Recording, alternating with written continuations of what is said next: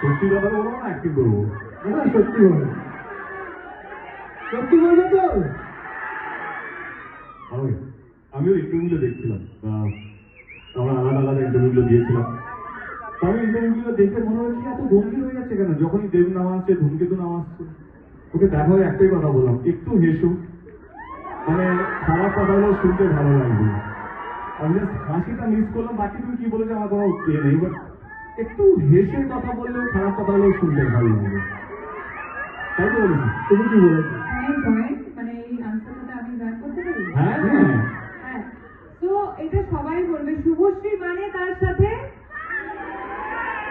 শুভশ্রী মানে তার সাথে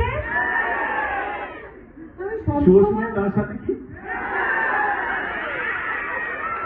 হাসি হাসি বলতো? আমি ভালো অন্য কোনো ছেলের নাম যুক্ত করতে দিই। আরে না, আমি স্কুলে যেতাম আর হ্যাঁ, তো আরে 10 বছর এখন ডেট পাল্টাইনি। হ্যাঁ বলো, কিছু বলছিলে তুমি?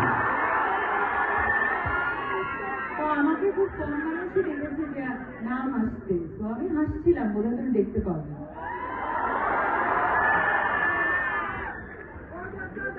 তুমি এতটা সিরিয়াসলি খেলবে? না, আর আমি কি জিজ্ঞেস করলাম? হ্যাঁ